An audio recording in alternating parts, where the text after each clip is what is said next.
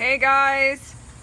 So I wanted to do my video today on SphynxieBob and BamBob cats, since many of you may have heard us talking about the term or seen some of our little bobtail kittens and wondered what they are all about. So I came outside so that I could show you Stubborn, who is my cat, and he is a BamBob. And he likes to be outside in the Florida heat all the time. So I'm gonna have to make this short before I keel over. He would not stay in my lap, so well, let's see if I can show you him. Come here, buddy. He's being a little camera shy today. So here's Stubborn. So Stubborn is a BamBob. Yeah, what a BamBob is number one, hairless. So of course he's carrying the original Sphynx hairless gene that Sphynx cats have. And then the next step beyond the Sphynx cat was the bambino cat, which was the mixture of a Sphynx cat and a munchkin cat. And our cattery, little nudist cattery, was basically like the second cattery in the nation. Well, it was started in the US. Anyway, that bred the bambino cats. The original breed was founded by a woman named Stephanie Osborne. But when she retired, we kind of took it over and promoted the breed. So the the bambino is a hairless cat with short legs, because they have the gene for hairlessness and the gene for short legs from the munchkin cat. So as you can see, Stubborn has the gene for short legs, his little stubby legs. Now the gene for short legs in the bambino does not affect their spine. Just figured I'd go there since a lot of people think that as well. It's not like the short-legged dog breeds like the Dachshund and the Corgi. They don't have any alterations in their spine. A munchkin cat, a bambino cat, or a BamBob cat, all the cats with short legs, the rest of their bone structure is exactly the same. If you radiograph them, they're exactly the same as any other cat. The only difference is the bones, the short bones, it's considered, in the arms and legs, which would be like, I can't touch in video, but my forearm, there's an ulna and a radius, and then in your leg there's the tibia and the fibia. I think the femur's the big one in the upper part of your leg. So in short-legged cats, sorry, my dog wants to come in. You doing your debut, Ariel?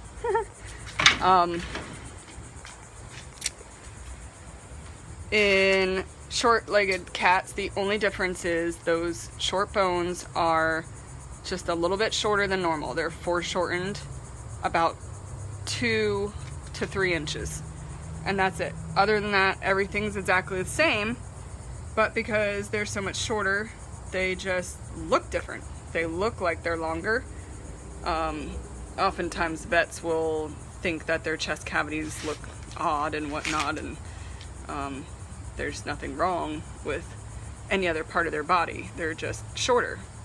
So if there was anything wrong, we wouldn't be breeding them. So anyway, that's what a bambino is. And then back in, I don't even know when it was now. I think about 2012, I came up with the idea that I would really like to see a bobtail version in a hairless cat, because I always loved bobtail cats. I don't know why, I just had an obsession with them. But of course, you know, obviously I was in love with the hairless cats. I didn't know at the time I was allergic to cats. I have recently found that out, and I'm actually having asthma to my 2 furry cats, so that sucks, but it's a good thing I only had hairless cats for years.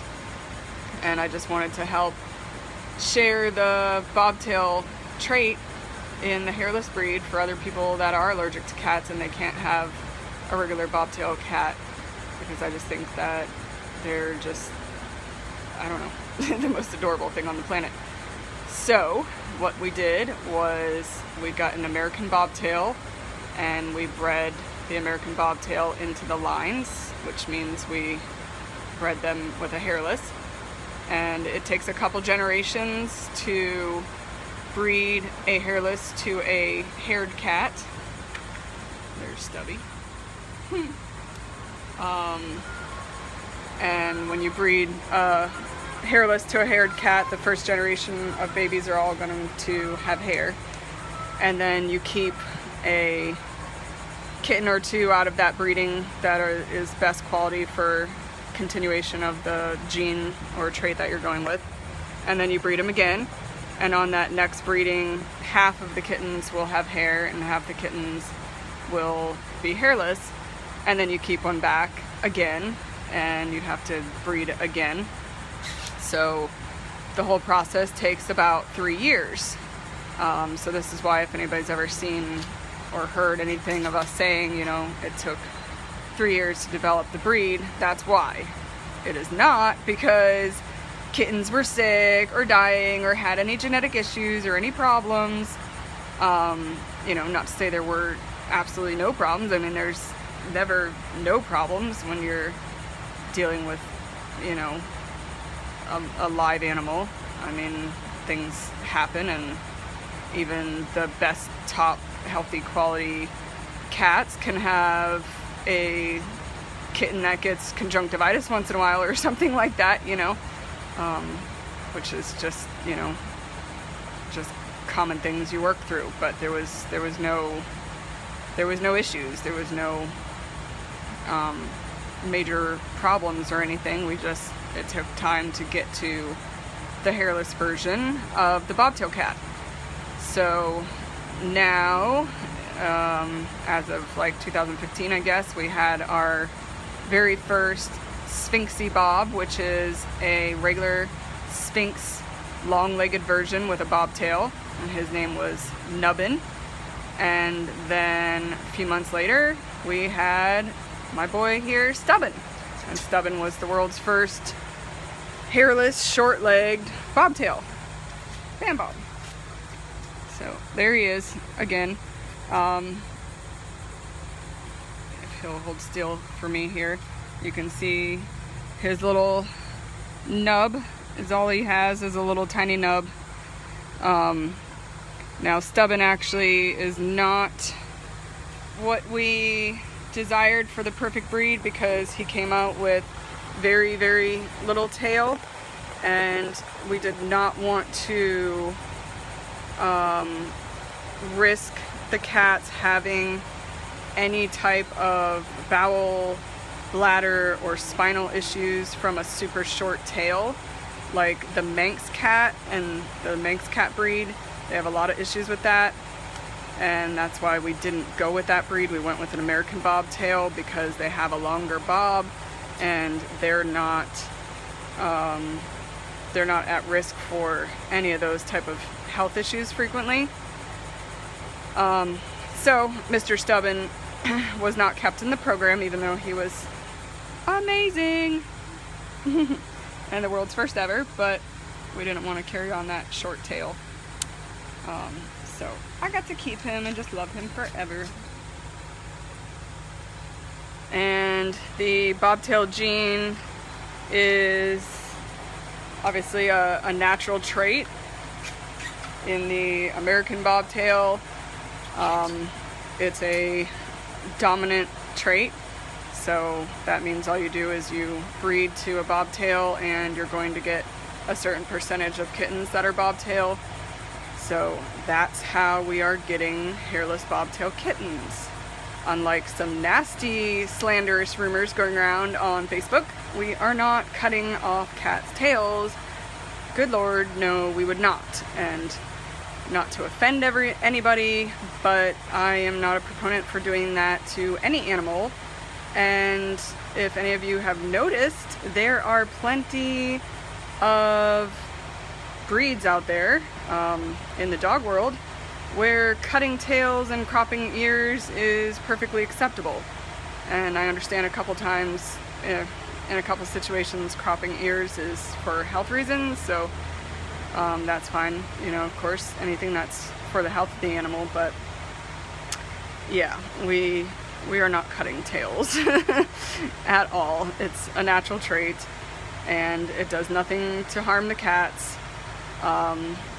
We did have one unfortunate situation where a little kitty was born with no tail at all, like stubborn, and had some bowel issues, unfortunately.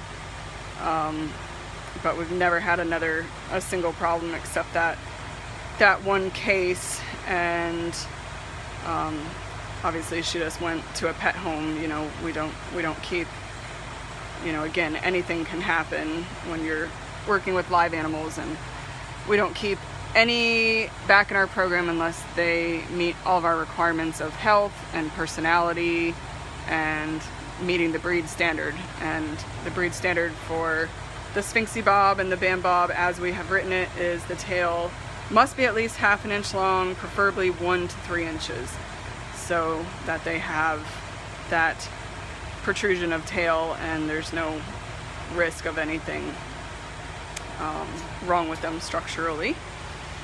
So, you know, and they're an awesome breed. They're really fun. They're adorable to look at. They run different than a normal cat. They actually do a bunny hop. Stubborn doesn't run. He just hops away like a rabbit, which is really fun. Personally, I love that I never have to worry about stepping on his tail. I never have to worry about his tail getting into my drink, or, you know, I don't know, some people have had problems with their cat's tails, like getting in their own poop and making a mess. Also, some people, especially in the hairless breed, they can have some issues with cats like wanting to chew or suck incessantly on their tails, and so it eliminates that problem. So there's some good reasons to it for sure, other than just, you know, the looks of it. But anyway, yeah, I think I covered all of it. The breed is in experimental registration right now through the Rare and Exotic Feline Registry, and honestly, because the cat associations are so, not sure what the word is, but stuck up, I guess. The breed, I'm sure, will never be a full recognized breed. They're not allowing any mix of two different traits anymore, which they call genetic mutations, but I just find that to be a little BS, because it's just a trait. A bobtail on a cat is just a trait. It's no different than me having this nose and somebody having a super short nose or a super long nose. It's just a trait. It's not a genetic mutation. In the natural wild animal kingdom world, there are many breeds of bobtail cats, and they are completely 100% healthy. In fact, the American bobtail is one of the healthiest breeds on the planet. We could not have outcrossed to a healthier breed to bring in not only the bobtail trait, but other good healthy traits. So that's another point I like to mention to people. I mean, gosh, the wild bobcat, like, you know, people are scared of these things. I mean, they are a tough animal. There is nothing wrong with it because it has a short tail. It does not affect their balance, does not affect the way they run or play or anything. People have a misconception thinking that cats need their tail for that, and that's not actually true. What cats actually use to balance is this little pouch on their belly, which anyone that has a hairless clearly knows this little thing. Bloop, bloop, bloop. Right, buddy? Yeah, that little extra pouch of cat belly fat is what they use for balance and to keep themselves balanced while they're running. So they don't need a tail for that either. So yeah, they don't need a tail to be any healthier or better than any other normal long-tailed cat. So hopefully I answered everyone's potential questions that you had when you've been seeing these bobtail kitties or hearing about the breeds and wondering what they were. And that was all about SphynxieBobs and BamBobs. What do you think, Stubborn? Yeah. He loves it. A day all about him. Right, buddy? And yeah, I just, you know, I know there will always be naysayers and everything in the world, you know, but I really wish people would at least do a little bit of research and education before they immediately say something is wrong or bad or horrible or whatever all the naysayers are saying. Clearly, my cat is amazing. Healthy as can be, and I love him to death. Couldn't imagine a day without him, so hope everybody can, you know, just see beyond things they don't understand, I guess. All right. Bye. Say bye. Say bye.